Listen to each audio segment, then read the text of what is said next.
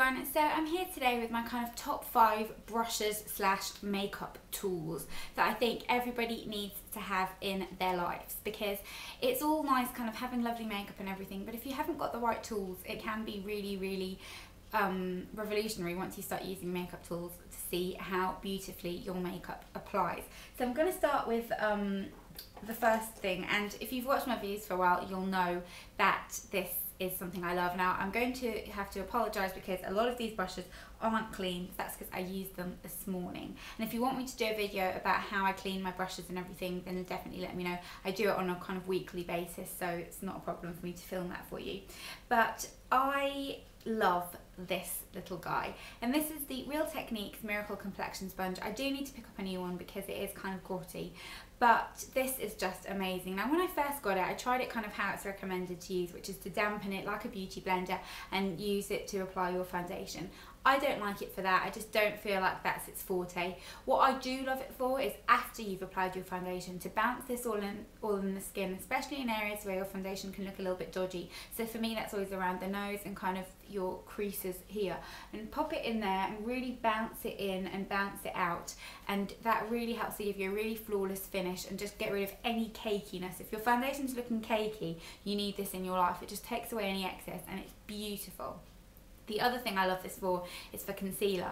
I'll apply concealer, like today I used the Maybelline Age Rewind, whatever it's called, and I used it kind of on this side, and I'll just kind of pop it underneath my eye like that, and it blends it in like a dream. It makes everything so easy and just look really flawless, and I love it.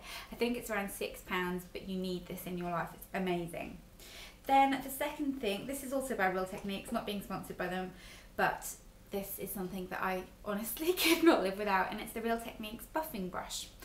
Every foundation pretty much looks better applied with this. I used the Bourjois Healthy Mix foundation today, applied it with this, just perfection.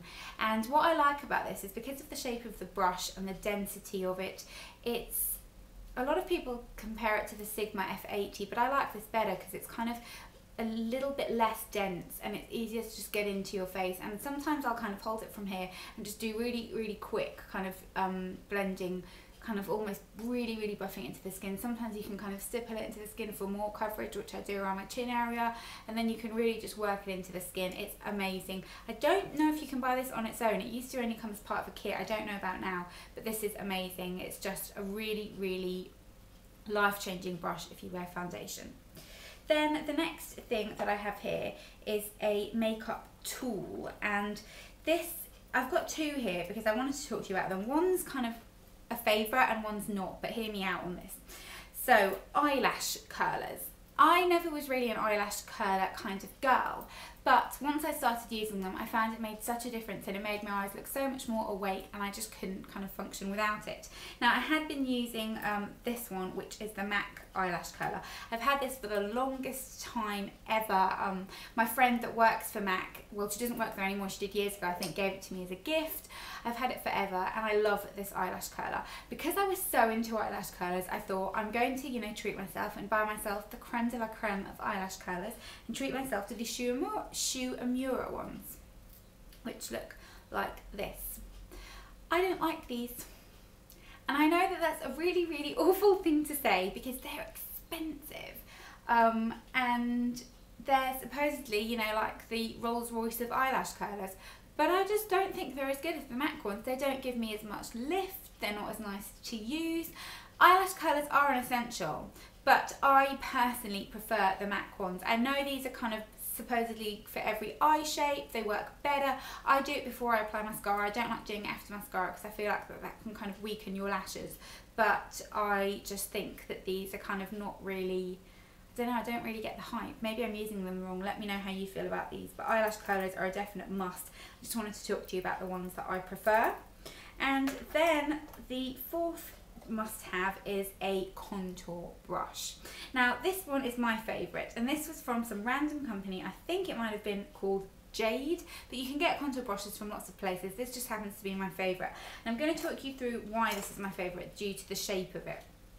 Now as you can see here, it's a kind of slanted brush, so the point of it is to kind of be able to nestle it in your cheekbones to kind of carve out the cheekbone. But because this is slightly kind of domed here, it also just picks up product really nicely. You can pop it on, blend it in, and it just makes it so much easier to work with.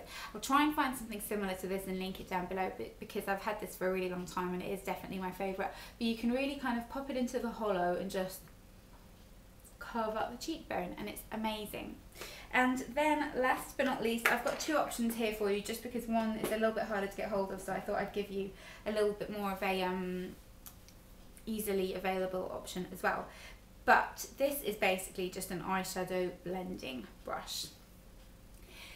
These are good dupes, joppies. I wanted to say copies and then I decided to say dupes, so it was joppies. Joppies, that's the new word, we're just going to go with it.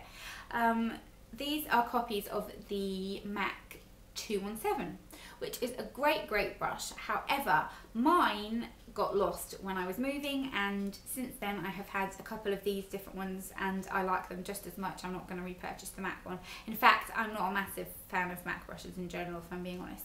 But this one is by Zoeva, and this one is by Crown Brushes.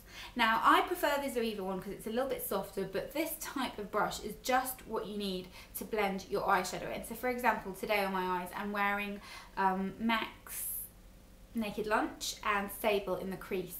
And I like to kind of just tilt my head back a little bit, find kind of just above my crease because that's the shape that suits my eye, and then you can just go in and really blend it to get a really seamless finish, and it's just amazing. You can't apply kind of really pretty blended eyeshadow without one of these brushes, I don't think. The Crown Brushes one, as I said, is really nice. It's just not as soft. It's a little bit kind of scratchier. The Zoeva one is much nicer quality. That's my pick, but I wanted to show you this one as well in case you couldn't get hold of it and it was just, you know, cheaper, even though the Zoeva one's not expensive at all, but they call it the 227 Soft Definer brush, and this is the Crown Brushes don't put names on theirs, but it's just such a nice brush to really kind of work into the crease, and I love it. So there you have it, my top 5 beauty tools slash brushes.